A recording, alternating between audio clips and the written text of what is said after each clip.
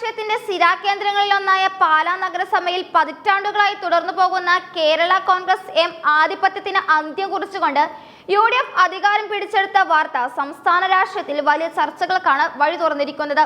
രാഷ്ട്രീയ ധാർമ്മികതയുടെയും കുടുംബശക്തിയുടെയും പ്രകടനം കണ്ട ഈ തിരഞ്ഞെടുപ്പിൽ ബിനു പുളിക്കക്കണ്ടവും കുടുംബവും സ്വീകരിച്ച ഉറച്ച നിലപാടാണ് പാലായുടെ ഭരണചക്രം തിരിക്കാൻ UDFനെ സഹായിച്ചത്. 1985 ശേഷം ആദ്യമായി KM മാണിയുടെ തട്ടകത്തിൽ കേരള കോൺഗ്രസ് ഇതര ഭരണം വരുന്നു എന്ന പ്രത്യേകതയും ഈ വിജയത്തിനുണ്ട്.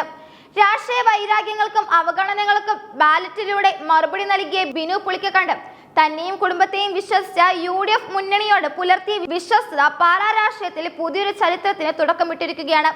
പാലാ നഗരസഭാ തിരഞ്ഞെടുപ്പ് ഫലം പുറത്തു വന്നപ്പോൾ കേവല ഭൂരിപക്ഷത്തിന് ആവശ്യമായ അംഗബലം ഒരു മുന്നണിക്കുമില്ലാത്ത സങ്കീർണമായ അവസ്ഥയായിരുന്നു നിലനിന്നിരുന്നത്. LDFന് 11 സീറ്റുകൾ നേടിയപ്പോൾ UDF 10 സീറ്റുകളിൽ ഒതുങ്ങി. ഈ സാഹചര്യത്തിൽ 3 പേർ അടങ്ങുന്ന പുളിക്കക്കണ്ടം കുടുംബവും ഒരു കോൺഗ്രസ് വിമതയും സ്വീകരിച്ച നിലപാട് നിർണായകമായി. ബിനു പുളിക്കക്കണ്ടം, അദ്ദേഹത്തിന്റെ മകൾ ദിയ ബിനു, സഹോദരൻ ബിജു പുളിക്കക്കണ്ടം എന്നിവർ സ്വതന്ത്രരായി മത്സരിച്ച് വിജയിച്ചതോടെ പാലായുടെ ഭരണം ആര് നിശ്ചയിക്കുമെന്ന ചോദ്യത്തിന് ഒരേയൊരു ഉത്തരമേ ഉണ്ടായിരുന്നുള്ളൂ. ഇതിനൊപ്പം കോൺഗ്രസ് വിമതിയായി വിജയിച്ച മായ രാഹുൽ കൂടി പിന്തുണ പ്രഖ്യാപിച്ചതോടെ UDFന്റെ അംഗബലം 14ആയി ഉയരുകയും ഭരണം ഉറപ്പിക്കുകയും ചെയ്തു. ഇടതുപക്ഷം പലവിധത്തിലുള്ള അനുനയ നീക്കങ്ങളുമായി പുളിക്കക്കണ്ടം കുടുംബത്തെ സമീപിച്ചെങ്കിലും തങ്ങളെ പിന്തുണച്ച UDFനെ വഞ്ചിക്കില്ലെന്ന നിലപാടിൽ ബിനു ഉറച്ചു നിന്നു.